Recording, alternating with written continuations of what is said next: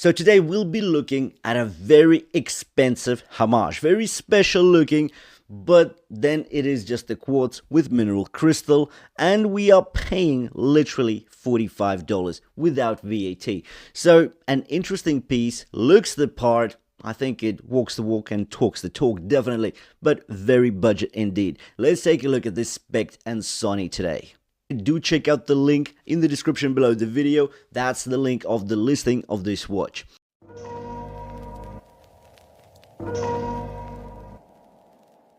Today we're looking at a watch that takes design inspiration from one of the most unattainable luxury models on the market, but delivers it in a way that's actually affordable, wearable, and surprisingly well built for under $50. This is the SPECHT and Sohne SP0006, a bold little homage to the Patek Philippe Aquanaut, but with plenty of its own twists, trade-offs, and surprises. Now, let's quickly address the obvious question. Why would anyone want an homage to a watch that costs anywhere from $80,000 to over $200,000, depending on the variant? The answer is simple. For many of us, it's about design appreciation. You love the aesthetic, the proportions, and the overall vibe, but you're not dropping six figures on a watch. Homages like this allow regular collectors to experience that design language legally, ethically, and without entering counterfeit territory. Now, let's get into this particular execution, because SPECHT and Sohne did quite a bit right considering its ultra-low price point. Starting with dimensions, you're looking at a 42mm case diameter, a case thickness of just 10.9mm, a lug-to-lug length of 48.6mm, and a lug width of 21mm. A bit unusual, but well proportioned for the design. On the wrist, it actually wears smaller than the numbers suggest thanks to downward sloping lugs that hug the wrist nicely. Whether you're wearing the bold orange strap or the more subtle navy blue option, the watch sits flush and balanced, even on smaller wrists.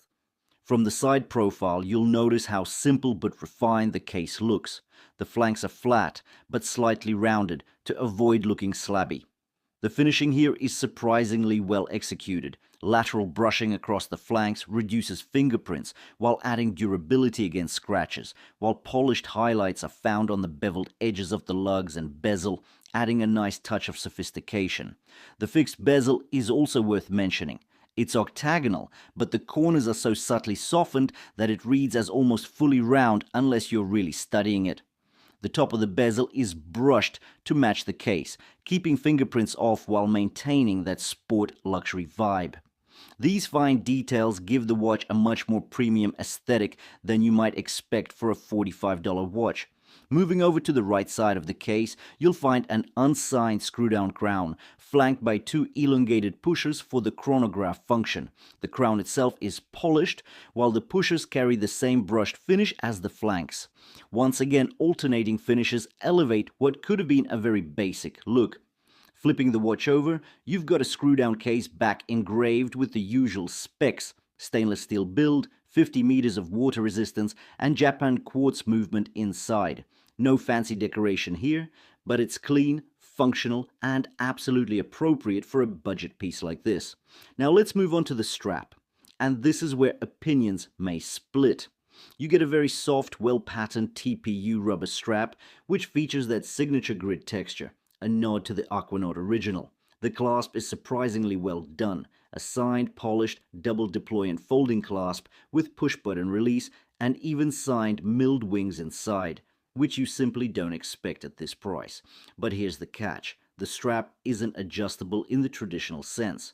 Instead, it uses a cut-to-size system. You trim the rubber to your exact wrist size using the spring bars at both ends. Once cut, you're committed. If you cut it too short, there's no going back. Some may find that frustrating, others might appreciate the highly customized fit. Either way, it's something to be aware of before sizing. Covering the dial is a simple flat mineral crystal, sitting just slightly above the bezel. While a sapphire would have been nice, at under $50, mineral is more than acceptable. The dial underneath features a matte navy blue finish with grid-textured vertical and horizontal lines, simulating global longitude and latitude. The hour markers are applied, finished in bright white to contrast sharply against the dark dial. At 3 o'clock, you have a clean white date window that integrates smoothly into the dial. And sitting at 6 o'clock is the sub-dial for the chronograph function, fully printed with clear white markings. The handset follows suit, thick white batten hands for the hours and minutes, both generously filled with lume. The center chronograph seconds hand and the sub-dial hand both pop in bright orange, giving this watch its sportier, high-contrast visual punch. Speaking of lume, while it is present, it's not exactly this watch's strongest feature. The hour and minute hands glow noticeably better than the printed elements, but their overall brightness and longevity are modest, perfectly fine for occasional nighttime checks, but not something to write home about. Inside, you've got a reliable Miyota Japanese quartz chronograph movement. It offers accurate timekeeping, precise chronograph function, and the typical battery changes every couple of years. While it would have been nice to see a mecha-quartz sweep, especially after seeing what Pagani and Cadison deliver at similar prices, this basic quartz still performs its job reliably. So what did you think about the piece? If you did like it, do check out the link in the description below the video. That's the link of the listing of this watch. Thanks for watching, and I'll see you in the next one.